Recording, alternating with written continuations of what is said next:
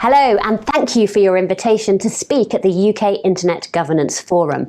I'm delighted to be joining you all virtually. This year, the medium is the message. We really are practicing what we preach. What better way to demonstrate the opportunities of digital technologies than by connecting online to exchange ideas?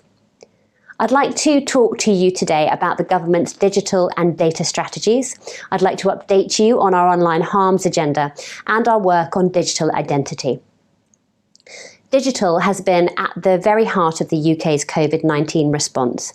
Every single one of us, myself included, has leaned upon digital technology to work, to educate our kids, to connect with loved ones. Likewise, tech has proved crucial for the survival of many businesses. According to new research, more than 85,000 businesses have launched online stores or joined online marketplaces in the last 4 months. UK digital innovation has made an immense social contribution. It's been instrumental in supporting households that are shielding, reducing potentially unsafe human contact, and monitoring social distancing. It's also shown us the very best of ourselves. Over 750,000 volunteers used the NHS Good Sam app to sign up and help out in the initial stages of the pandemic. The government is committed to securing the enormous potential that the digital and tech sectors can bring to the UK.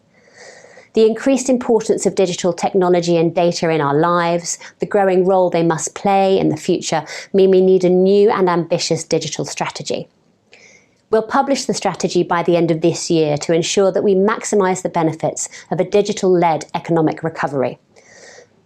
The strategy will set out a path to harnessing the digital transformation, accelerating growth, and building a more inclusive, competitive and innovative digital economy for the future.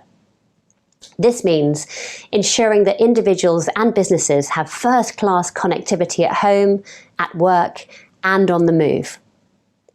It means ensuring that as many people as possible have the skills to reap the benefits of being online, and that as many companies as possible are able to adopt technologies that can transform our lives, benefit society, and drive prosperity and growth. It means ensuring that we govern technologies in a way that boosts trust, provides clarity to business, and unlocks growth and innovation across the economy. We must ensure that our approach to governing digital technologies is pro-innovation, proportionate and coherent, and that our regulatory framework and institutions are fit for the digital age. I want the digital strategy to be informed by a diverse range of perspectives. The strategy must reflect your needs and the changes you most want to see in the years ahead. The internet has in many ways transformed our lives for the better. It's revolutionised our ability to connect with each other and enabled previously inconceivable economic opportunities.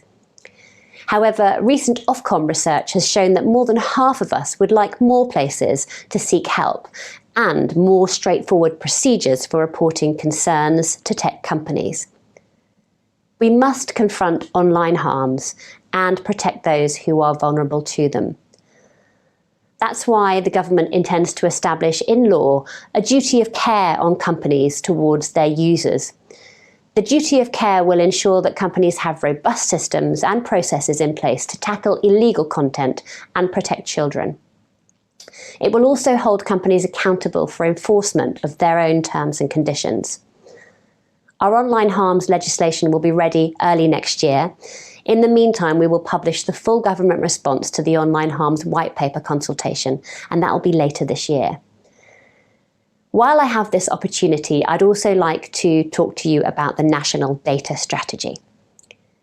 Data is now the driving force of the world's modern economies, and it has been one of our most important tools in the battle against COVID-19.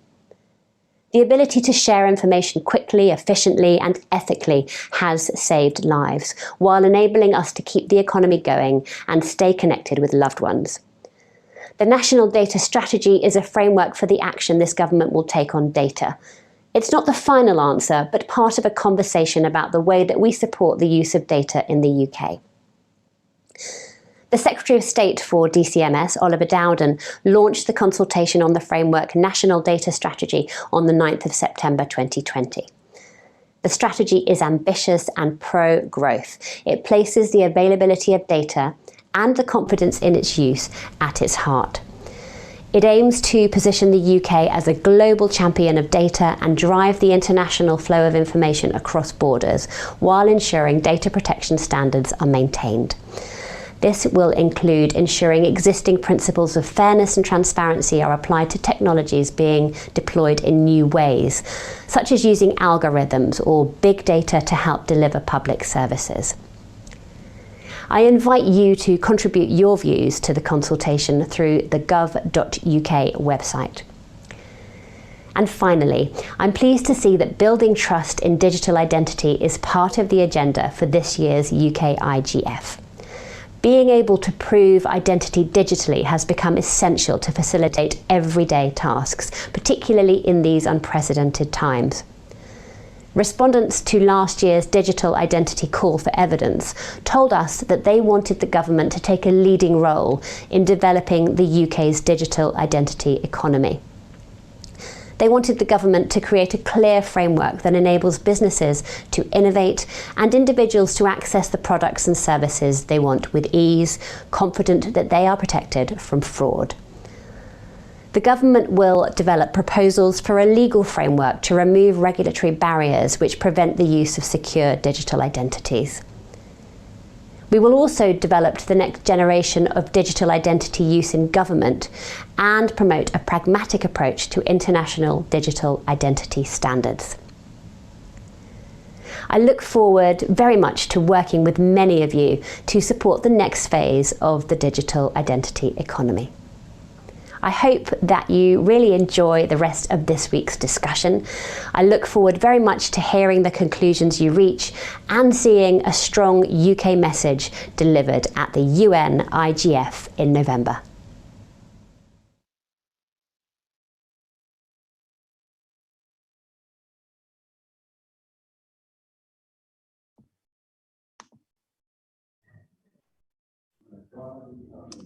Hello, everyone. We are joined by the Minister here today, which I'm very happy to say, and really looking forward to that Q&A, which Russell Haworth, the CEO of Nominet, will be chairing for you in just a couple of minutes.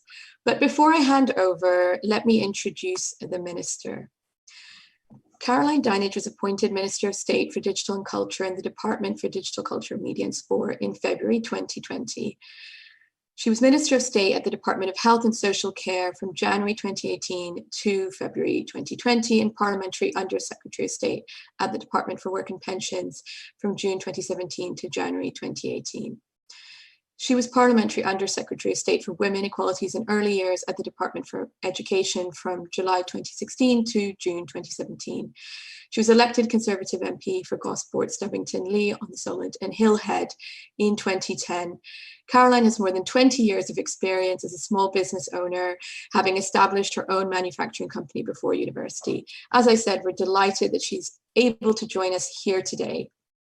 And as I neglected to give you a couple of housekeeping points before I introduced the intervention, let me clarify those for you now. If you wish to ask a question during the session, either a question for the keynote speaker, the Minister, or if you're experiencing any technical issues, please select the Q&A button in your Zoom webinar control panel. If you wish to chat to the attendees, the other attendees, please use the chat function. The webinar will be recorded and shared on the UK IGF website after the event. So with no further ado, I will hand over to Russell now. Russell, the floor is yours. Thank you, Sheetal. Very good to be with you all today, and hopefully we'll be joined by the Minister very soon. We've got a 20-minute session here, and these are just to engage with the Minister on a number of questions. There have been 6 questions submitted by the registered participants, so hopefully we'll get through all of those this morning. There have been a number of questions that have touched on what the Minister has outlined in her speech, which I thought was a great overview of what the UK is focused on, and a great opportunity now to ask some further clarifying questions by those that have submitted questions pre the session today. This session unfortunately won't be able to field other Q&As. We've got a limited amount of time, so I propose to jump straight into it and welcome the Minister for those questions. So good morning, Minister. Good morning, Russell. Good morning, everybody. Lovely to see you virtually. Yes, well, we're all getting used to this. I'm just about to cracked the ability to not mute myself at the most inappropriate times. So that's a big step forward after 6 months. Well, I think that's a very good achievement, and I often feel very ashamed as Minister for Digital when I end up pushing the wrong button, end up chatting away without unmuting myself, etc., etc. I feel like I should be a lot more tech savvy given my current job title. Yeah, well, I'm sure learning on the job. So but let's jump it straight into it. I know we've only got a short amount of time, and I thought what we could do is just tackle the questions as they came in order. Some of these have been anonymous and some of them are attributed. So the first question that came in was from Tess Leyland at the Internet Watch Foundation. And the question was, how does government plan to balance supporting the growth of the digital economy with the protection of children online? So perhaps if I can hand over and we can discuss that first point. Yeah, okay, thank you, Tess, for your question. So I've had a lot of conversations about this in recent weeks, and I actually don't believe that there is a trade-off between online safety and economic growth. I actually think that in many ways harmful content and activity online kind of poses a risk to, not only poses a risk to the safety of users, but actually if you do come into contact with harmful content, or you feel that your safety's been compromised, it actually undermines your confidence in the digital economy and can stop people engaging. So I think there's that. But actually, one of the things that we outlined in the Online Harms White Paper is that the government expects companies to use proportionate tools, including things like age assurance and age verification technology, things that can prevent children accessing age inappropriate content, protecting other vulnerable people from harms. And so in order to support this, we are really committed to delivering an ambitious programme of safety tech, really, the activity that supports the growth of the UK safety technology sector. And I think that, there is a huge amount of economic potential with this, because I think, safety technology helps companies to build stronger and safer online communities. Obviously, it offers extra protections to children, and a thriving, innovative UK safety sector will, of course, be really important in supporting the transition to our online harms regulatory regime. But not only that, the eyes of the world are watching what we do here with our online harms work. It is groundbreaking. And the UK is already a world leader in this sector, and we're investing more and more to support the industry and to accelerate growth.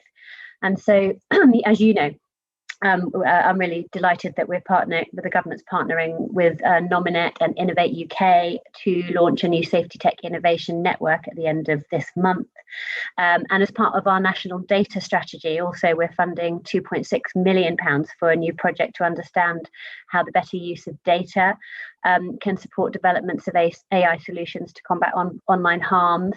We really want to drive global action in this area, and I think that there is a huge amount of economic potential from keeping people safe online, and I want us to be at the forefront of capitalising on that.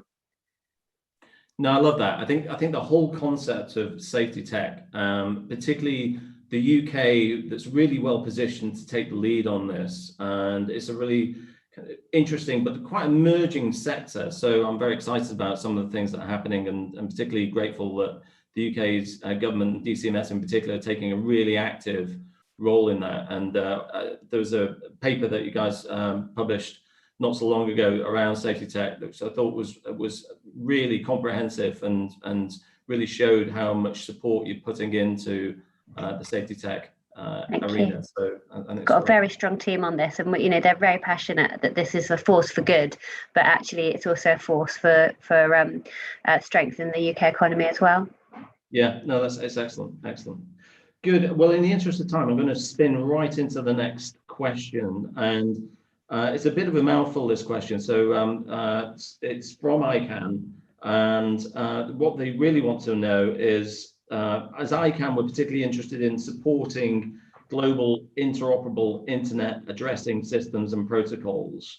And we closely monitor policy initiatives. So, for example, you mentioned online harms that might inadvertently affect those systems.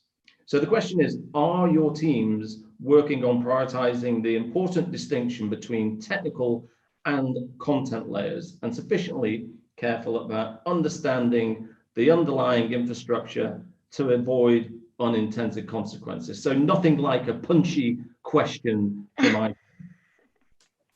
I'll try and make my answer as concise as the question then, Russell.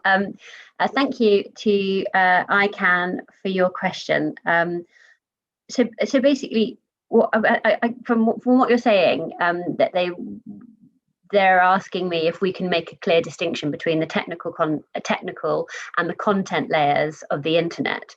But actually, our online harms proposals won't affect the technical architecture of the internet, because only services which directly host user-generated content and enable user interaction will be subject to the new duty of care. So business-to-business services which provide infrastructure to companies, for example, they won't be in scope of the new regulatory framework. And actually the UK government really supports the development of open technical standards. It's really important that this is led by the private sector and the tech community, and a sort of multi-stakeholder governance model. And so we really, we actively support these processes and models, and we participate in open technical standards processes and try and promote transparency and good governance and things like consensus-based outcomes wherever we can. So I don't see that this will be a problem. Yeah, and I think the UK certainly being a big advocate of ICANN and is fully engaged in a number of the ICANN processes throughout, both on the technical side as well as more on the governance side. So I think there's a lot of eyes on some of these challenges to try and draw that technical and content distinction. So I think there's a lot of work going on, which kind of bleeds into the next question, really, again from ICANN. And it says here that really the question is one about an observation and then a question. So the UK has been an active and positive contributor to EU communication policies over the decade, quite often softening more of the statist tendencies of the European partners, and in particular as being a champion of the multi-stakeholder approach, which is obviously very prevalent at UK IGF and ICANN. So the question really is, can we therefore hear your views on the UK internet and internet governance policy post-Brexit? And particularly, do you anticipate any areas of divergence from the EU? So I think it's one of those kind of Brexit questions about policy and trying to understand, when we look forward, are we going to start to diverge from the EU's position? Okay, thank you, Russell. Thank you again. I can. I think, well, of course, there's going to be specific areas of digital policy where the UK is going to be able to choose our own path, to plough our own path in the future. But I think largely the UK and the EU continue very much to agree on the fundamental principles of the way we govern the internet. And I think we will continue to work together in all the kind of international forums to support free and open and secure internet. I think largely our priorities are aligned in this. And obviously, as I say, the UK continues to support the kind of multi-stakeholder model of the global internet governance, in which all stakeholders have got a really strong role to play, and that we see that as the best way of delivering this vision. The internet of course, is global, and that's the strength of it. And more than ever, we need to be able to work globally with like-minded countries to keep it that way. And some countries want more kind of top-down government control over how the internet is run, but we will keep promoting, in the UK, we'll keep promoting the sort of multi-stakeholder model of internet governance, which has allowed the internet to develop so successfully. I mean, but obviously we want to bring in sort of legislation here in the UK just to help keep people safer online, but we don't see that there's a massive divergence between where we want to end up and where our EU friends want to end up. Great, thank you. I think that's one of the key questions actually that I was going to perhaps ask, was this area of policy focus and how that diverges from the EU moving forward. So thanks for that. The next question is submitted anonymously, but it's around COVID-19. And the question is, COVID-19 shone a light on the UK's digital divide, and there's a clear overlap between digital exclusion and social exclusion, and then social exclusion and poverty and health inequalities. So what's the UK's government approach to addressing these issues going forward? Yeah, it's whoever asked it, it's a really, really pertinent question, and it's one that the government's thinking a lot about at the moment, because I think COVID brought, suddenly forced everybody to do so much more online. As you all know, we were all being educated online, working online, socializing with our friends and family online. And to those that didn't either have the equipment or the skills to be able to engage with that, clearly they were at a massive disadvantage. And I say equipment or skills because it is not just a case of government going around handing out iPads or phones to people and expecting them to then be able to access all the benefits of sort of digital enablement, because people need not only the skills, but they need the confidence to be able to do that as well. I mean, I often have to be shown how to do something 2 or 3 times before it finally clicks. I don't know about you. So it's a real issue that we have to tackle on a number of different fronts. And therefore it requires a very varied and tailored approach, I think. We have a local digital skills partnership in DCMS, which has been collaborating with local organisers and national partners to help build this digital skill base, but also the resilience to distribute devices to vulnerable groups and support regional economic recovery. We've also been working with the Devices.now campaign, and they're very good because they work within community organisations to distribute devices to vulnerable adults and help them, and more importantly, to help them get online, so to deliver the skills and the confidence to be able to use them. But the scale of the problem is massive, and we've been sort of trying to promote them as much as possible to get quite a lot of the platforms and the big companies involved to try and support their work, because we think this is a problem that needs tackling on a number of fronts. And then, of course, as I say, it's also about the skills. So in April this year, the government launched the Skills Toolkit, which is about helping people to use digital tools and offering a range of digital and numeracy classes and courses, which obviously are free to the public and give people the opportunity to try and build up all manner of digital skills to be able to support them. But, we were very aware that of the obstacles that COVID presented to people who weren't able to access, including health advice, for example, and so it is a huge priority.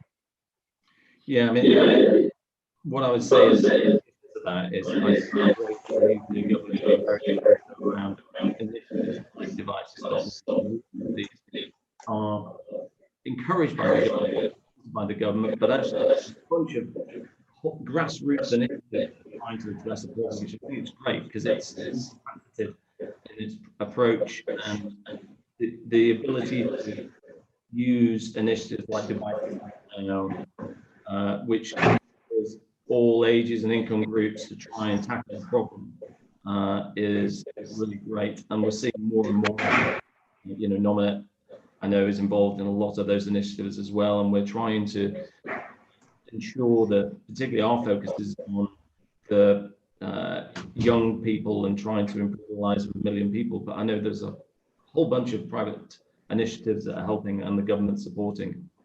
There is another issue here, Russell, around sort of connectivity as well.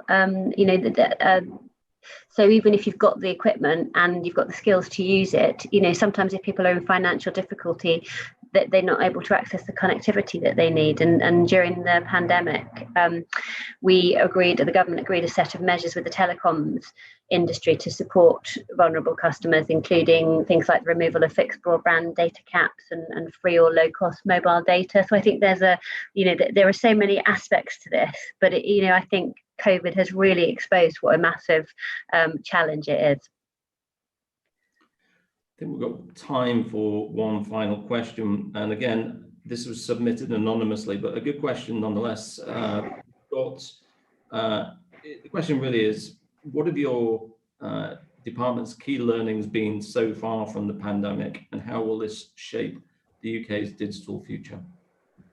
Okay, I hope you don't mind that there's somebody obviously wheeling something outside my office window very, very loudly at the moment. I hope you and your viewers can't hear it.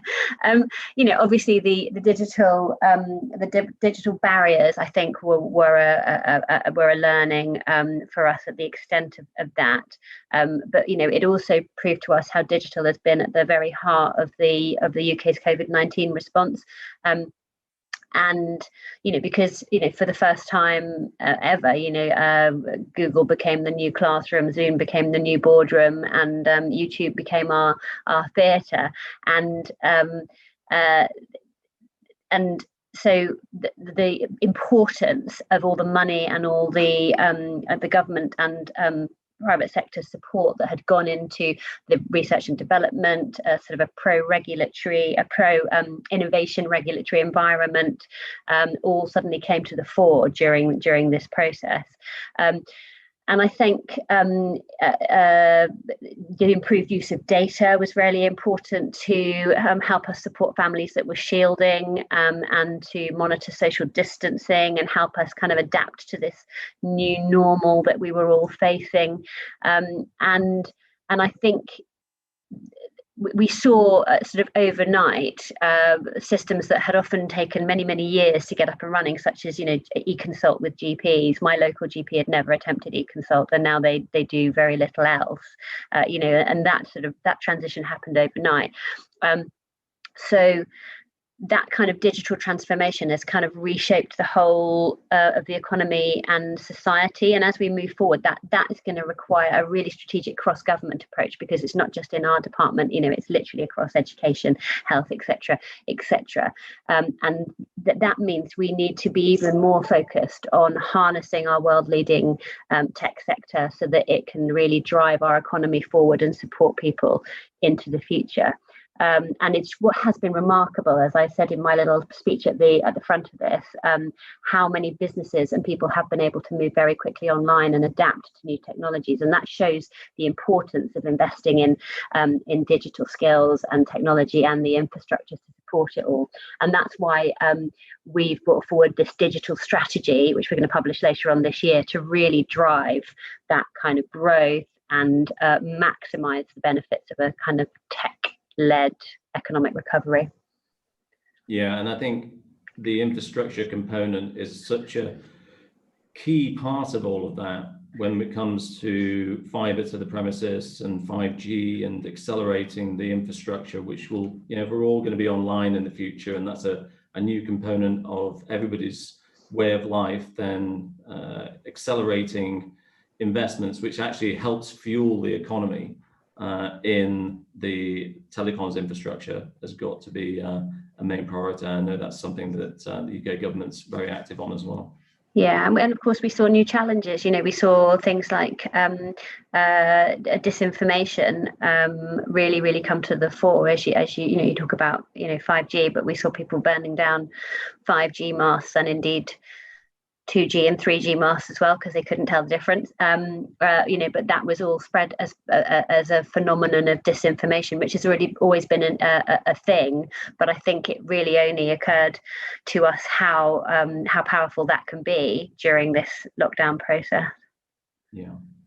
Now, while we've been talking, we've been getting some great questions in the chat function, which I'm not going to spring on you now, and nor do we have time. But what I would suggest is we try and tackle those so we can share them and get your perspectives on those perhaps offline. Yeah, no, absolutely. Very happy to have a look at this lot, isn't there? I'm very happy to look at all those questions and ping something back over the duration of your conference. That's great. That's fantastic. Listen, Minister, thanks so much for your time and actually a really candid discussion. So thank you for your insights, and wish you a great day. Thank you so much, and to you and to everybody watching. Please, enjoy the rest of this this conference. It looks the program looks really fascinating, and I will try and dip in myself to pick up on some of what lies ahead. It looks brilliant. Have a great day. Thanks so much. Thank you.